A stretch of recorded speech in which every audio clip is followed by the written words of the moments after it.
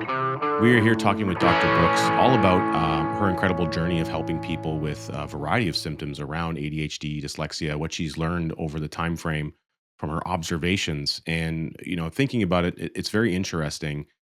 It's a very popular topic, and maybe there's some degree of that where, as an example, social media. I call it the TikToks. People would call it the TikToks, but there's channels dedicated to adult onset, or people as adults finally realizing or getting their adult diagnosis, and these kind of things, and how it appears differently in people and so on. And so there's a degree of the media allowing more information to be shared about these topics that might be expanding its prevalence.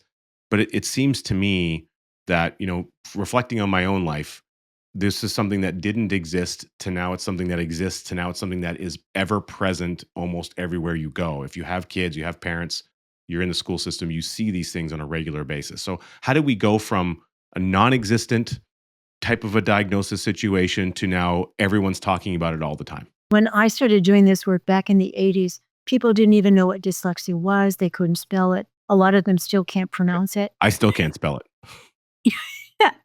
It's well, and it is pronounced very interestingly by a lot of people as well, because it is kind of a tongue twister. There's some kind of a cruel joke in that, though, isn't there? That Oh, there's dyslexia with it. There's so many twists that go on inside the central nervous system that shows up as twisted words and twisted thoughts and twisted things. It all comes from deep inside. But yes, it used to be, when I started out, I had my master's degree was in communication, and I understood marketing. So it's like I knew I had to do something where I had a niche where I couldn't do the same thing as everybody else. And dyslexia was new. It was this it was a neurological, it was a brain-based condition. We didn't know very much about the brain or neuroscience either. And so I was just like, I was way back in the beginning on the neuroscience end of it. So first people didn't know what it was. Then I lived in Europe for a few years, and I taught around Europe. And ADHD was almost non-existent Hmm, in Europe, non-existent until very the last interesting. 10 years. Very interesting, especially in Germany now, because I have friends over there, and they'll go, now, because the drug companies have gotten involved. Hmm. And so now it's much more diagnosed and much more treated. But for many years, it didn't exist. And in France, there's like hardly any. But you look at their diet, it's very different from an American or a Canadian diet, too.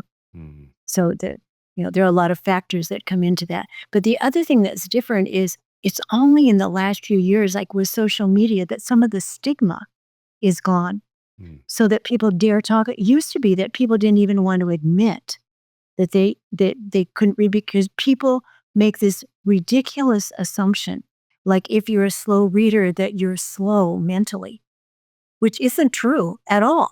Hmm. It just means there's a little problem with the words.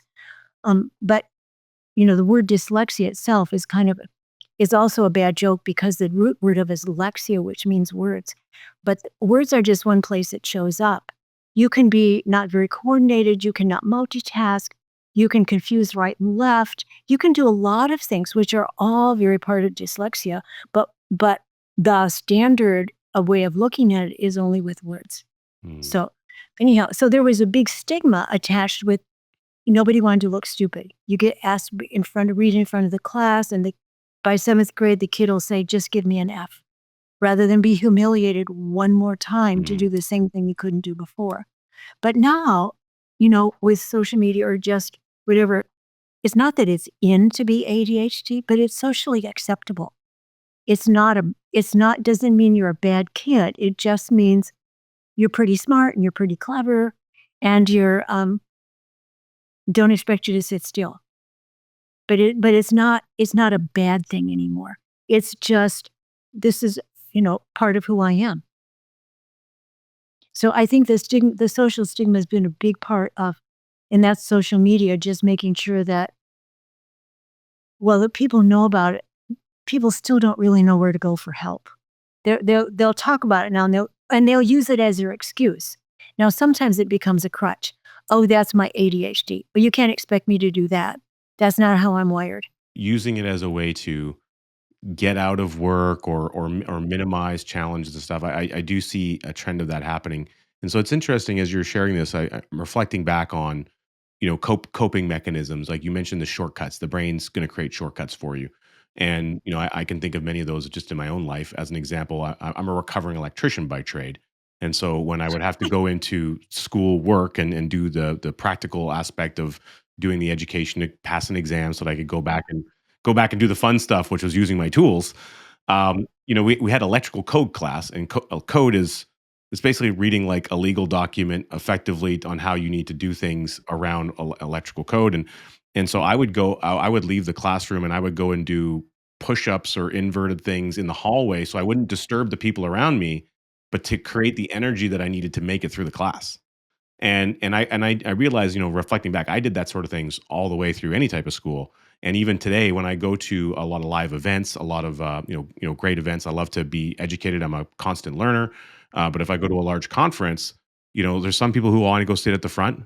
I always want to be at the back. But the reason I choose to be at the back is because I know I'm going to get up and move around. I have to be in an end seat so that I don't have to run past a whole bunch of people to disturb their Yeah. learning process, because I know I'm going to need to move, and I try to make it show that I have one leg can be bouncing the whole time.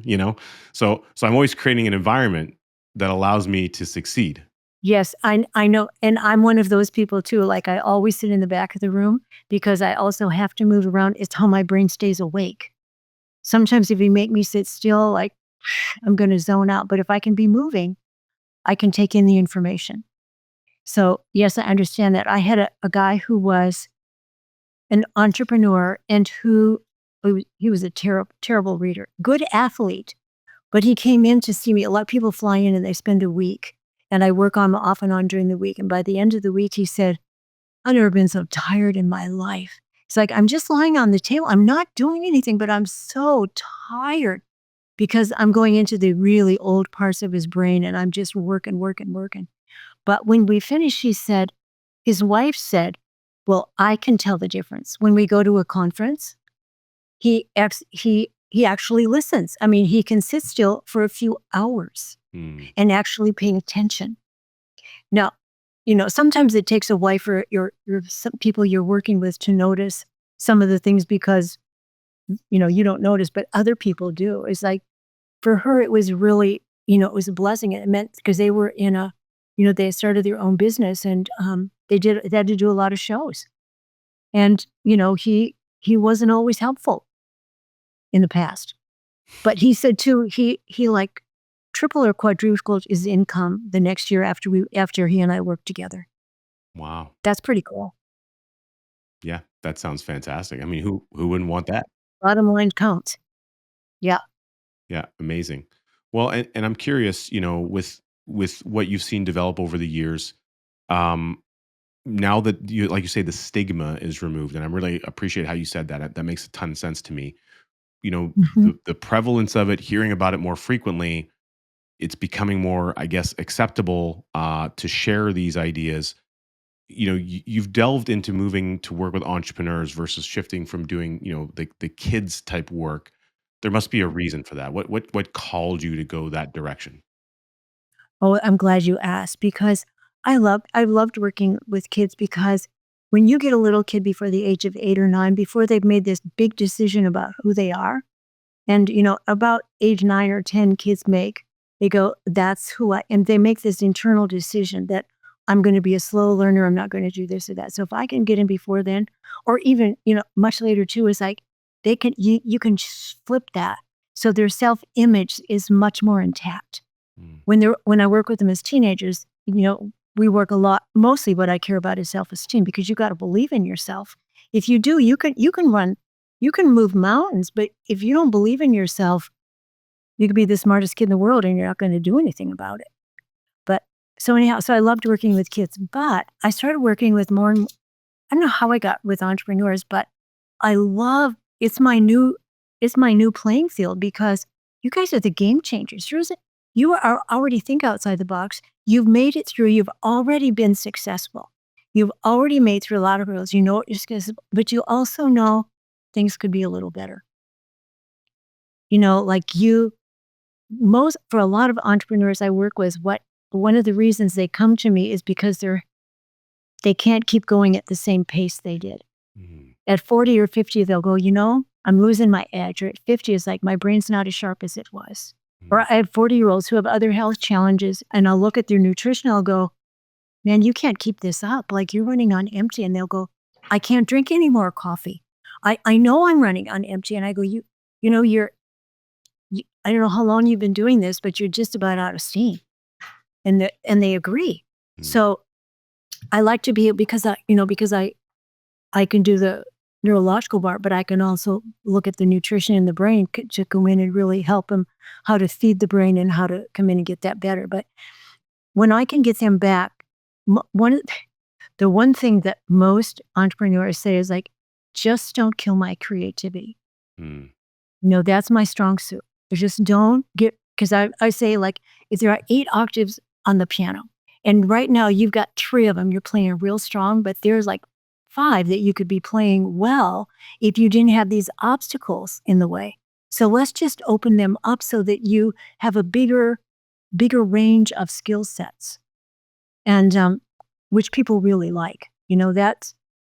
So that opens them up. But what happens is, when we take so much extra pressure off of the brain, because the brain has worked so hard and you're overcompensating in a lot of things. And so when when the brain is so relieved, like, usually people get more creative. They actually end up starting another company or 2 or 3, because their brain is working so much more efficiently.